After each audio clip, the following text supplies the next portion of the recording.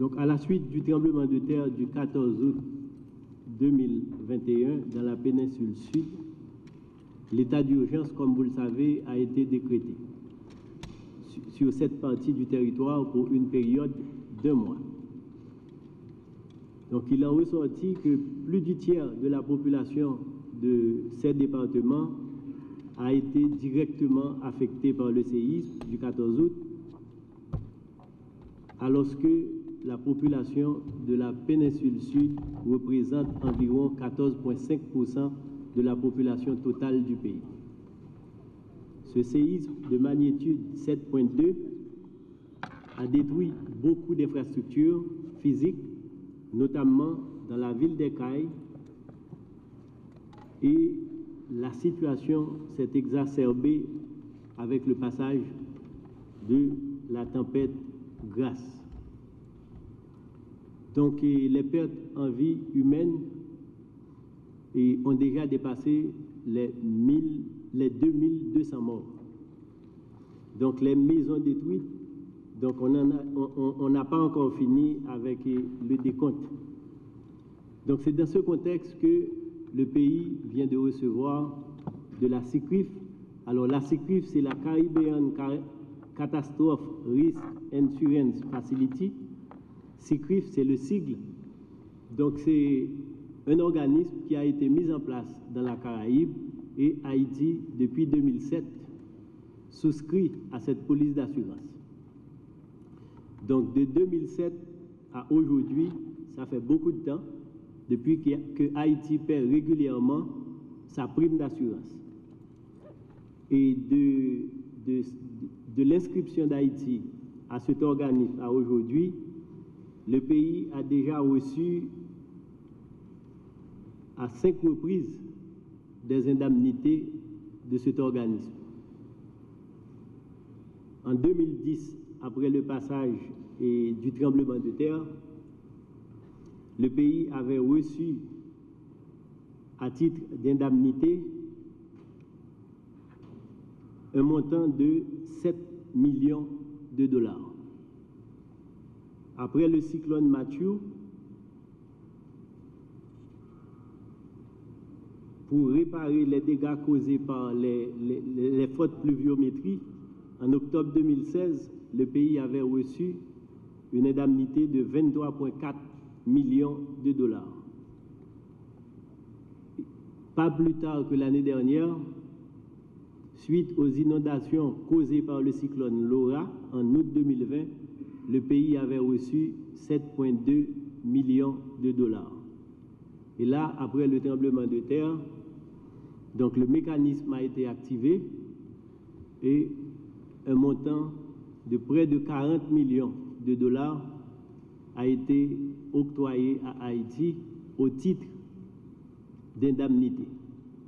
Donc je fais cette précision, c'est pour dire qu'il ne s'agit pas d'un don. Donc c'est même gens avec n'importe qui police d'assurance au monde qui voulait couvrir et tout.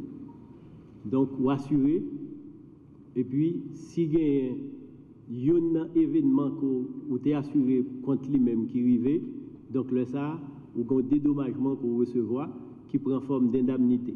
C'est ainsi que Haïti, après le tremblement de terre là, lui recevoir un montant qui presque fait 40 millions de dollars. Je dis nous qu'en 2017-2018, prime n'a pas aussi élevé. Donc c'est là nous regardons la forte exposition d'Haïti à ces événements, à ces catastrophes. Donc nous te prenons sous nous, le gouvernement d'Haïti a augmenté la prime annuelle. On avait commencé à hauteur de 3,5 millions de dollars par an. Donc là maintenant, pour l'année 2020-2021, la prime qui a été payée par Haïti était de 6,9 millions de dollars. C'est-à-dire que nous te payons assurance qui t'a coûté l'État haïtien 6,9 millions de dollars. Et en grande partie, nous toujours gagné assistance de l'international, particulièrement de la Banque caribéenne de développement, qui est un partenaire très fort d'Haïti, qui lui-même toujours aidé nous dans payer prime ça. Donc, prime qu'on payé par le Trésor public et la Banque caribéenne de développement. Donc, pour année ça, même gens, obéit à même logique là, Haïti est payé, et puis, tremblement de terre à l'arrivée. Donc, nous disons que c'est un mécanisme qui est plus rapide, parce que l'hypothèse une liquidité rapide pour permettre au pays à continuer à investir dans le relèvement et puis surtout travail sur résilience. Parce que c'est un problème petit pays au gain, c'est problème de résilience. Donc nous avons une liquidité que nous mettons à disposition qui permet au pays à capable de faire face à ses besoins pressants en termes de liquidité. Donc ça c'est le point concernant et le fonds pour l'indemnité reçue de la CICRIF.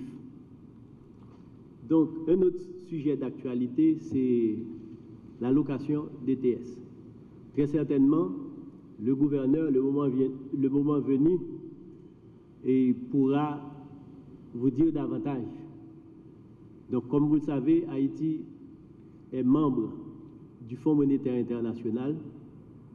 Donc, bien avant le tremblement de terre, pour permettre aux pays membres de faire face et aux impacts de la crise sanitaire, donc le Fonds monétaire s'était engagé à faire une réallocation de DTS.